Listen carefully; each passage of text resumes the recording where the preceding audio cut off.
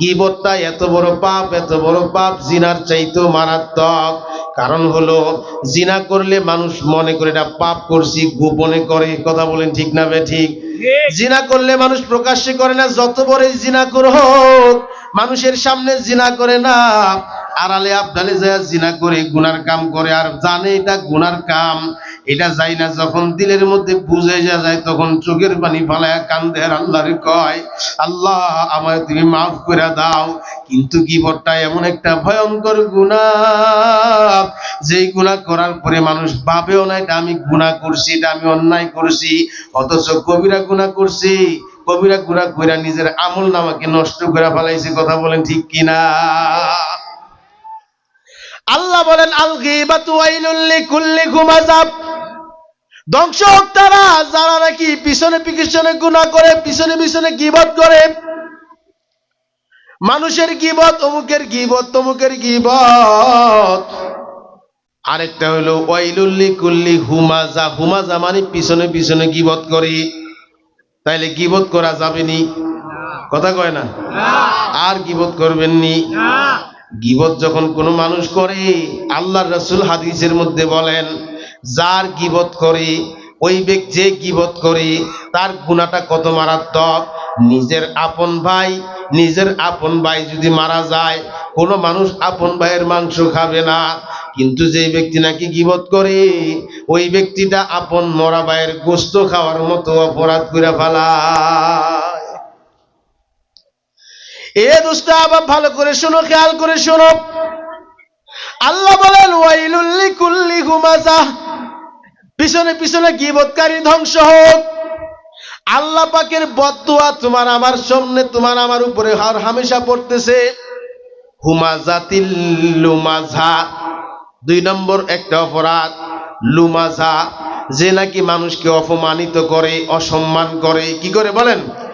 অপমানিত করে, অসম্মান করে। ছোটকে স্নেহ করে না, বড়কে তাজিম করে না, আলেমকে ইজ্জত করে না, টাকা পয়সা গরিব মানুষকে দেয় না, অপমানিত করে, লাঞ্ছিত করে, অপমানিত করে, বঞ্চিত করে। এক শ্রেণী আছে না নাই? খোসা দিয়া কথা কয়। এই একটা অপরাধের কারণে দেশের মধ্যে যত অশান্তি, শুধু এই একটা অপরাধের কারণে। অমুক দল এইটারে, ওই দল ওই দলের খুশায়, ওই দল এই দলের খুশায়। ও মুসলমান, তোমার রক্তগুলা কাইটা দেখো, তোমার রক্ত লাল, তার রক্ত লাল। তুমিও মুসলমান, সেও মুসলমান। তুমিও কালেমাওয়ালা, সেও কালেমাওয়ালা। তুমিও এই দেশের সন্তান, সেও এই দেশের সন্তান। আজকে যদি এই একটা মাত্র আমল, আল্লাহর নবীর আমল, যে আমলটা একজন আরেকজনকে সম্মান করা, একজন আরেকজনকে অপমানিত না করা, এইটা যদি দেশের সবাই বুঝা ফেলায়, অশান্তি থাকবো না, দূর হইব? হ্যাঁ? আল্লাহ কয় যে নাকি মানুষের মধ্যে যে একজন আরেকজনকে অসম্মান করে, আলেমদেরকে নিয়ে জেলখানায় পড়ে, আলেমদেরকে রিমান্ডে নেয়, আলেমদেরকে বেইজ্জতি করে, আলেমদের মাথার মধ্যে বাড়ি মারে, এই সমস্ত মানুষগুলা অসম্মানিত করে, আল্লাহ কয় ওয়াইলুল লিকুল্লি হুমাযাতিল লুমাযা, এদের উপরে আমি আল্লাহর লানত। আল্লাহ 3 নম্বর হয়ে গেল। 2 নম্বর, 1 নম্বর গীবত করে, 2 নম্বর মানুষকে কি করে? অসম্মান করে।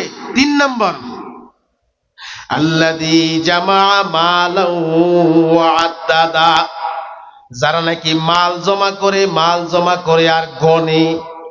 100 টাকা হইছে, এখন 1000 হইছে, এখন 1 লাখ হইছে, এখন 2 লাখ হইছে, এখন 5 লাখ হইছে, খালি গনে। আছে না নাই? খরচ করতে চায় না, কোথাও খরচ করে না, আল্লাহর পথে দান করে না। কোটি কোটি টাকার মালিক, আল্লাহর পথে দান করে না, খালি গনে গনে গনে।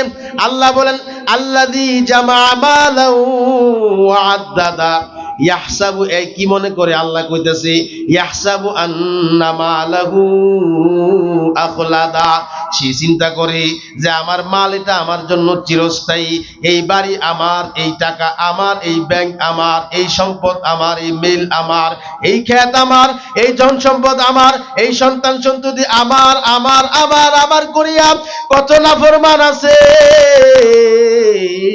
কত বেঈমান আছে, সকাল থেকে সন্ধ্যা পর্যন্ত আল্লাহর নাফরমানি করে, একটা ওয়াক্ত নামাজও যায় না, সারাদিন ক্ষেতের মধ্যে কাটায়া দেয়, সারাদিন চাকরির মধ্যে কাটায়া দেয়, সারাদিন দোকানদের মধ্যে কাটায়া দেয়, ফজরের আগে যায়, আবার রাত্রেবেলা দোকান থেকে আসে, দুনিয়া দুনিয়া কইরা কইরা খালি মাল মাল কইরা কইরা জিন্দেগি বরবাদ করে ফেলাইছি।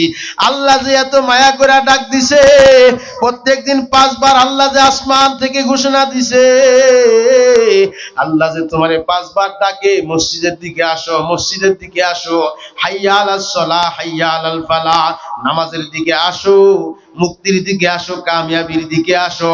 একটা দিনের আজানের আওয়াজ তোমার কান দিয়া ঢুকে নাই, একদিন তুমি আল্লাহর ঘরে আইসা উষ্টাও খাও নাই, একটা ওয়াক্ত নামাজও তুমি পড়ো নাই, এমনও নাফরমান আছে, জুমার নামাজটাও পড়ে না, এমনও নাফরমান আছে যে নাকি ঈদের নামাজটা পর্যন্ত পড়ে না। আল্লাহ কয় নাফরমান, এত আদর করে এত যত্ন করে তোরে আমি বানাইলাম, এত সুন্দর চেহারা বানাইলাম, এত সুন্দর হাত বানাইলাম, দেখার জন্য আমি আল্লাহ তোরে চোখ দিলাম। এই নাফরমান, এই বেঈমানের দল, যেই চোখটার মধ্যে এত পাওয়ার, এত পাওয়ার, 13 লক্ষ ক্যামেরা ফিট করে দিছে আল্লাহ চোখের ভিতরে। যদি আল্লাহ চায় তোর চোখের আলো আল্লাহ নিয়ে নিতে পারে। তোরে আল্লাহ শোনার জন্য কান দিছি, এই কান তুই পরীক্ষা করে দেখ, কোনো মেশিন আছে নি ভিতরে? ওই কোনো মেশিন নাই। এই জবান জিহ্বা দিয়া কথা কস। কত মানুষ আছে বোবা, কত মানুষ আছে অন্ধ, কত মানুষ আছে বধির। তুমি যদি দুনিয়ার সব সম্পদ দিয়া দাও, তাহলে সব সম্পদ নিবে না। যদি বলে আমার চোখটা ভালো করে দাও, শুধু চোখের বিনিময়ে দুনিয়ার সব সম্পদ ছাড়তে রাজি আছি। তোরে তো আল্লাহ কানাও বানায় নাই, অন্ধও বানায় নাই, বোবাও বানায় নাই, তোরে আল্লাহ ল্যাংরাও বানায় নাই, তোরে আল্লাহ আতুরও বানায় নাই, তোরে আল্লাহ সব নিয়ামত দিয়া বানাইছে। তারপর নাফরমান একটা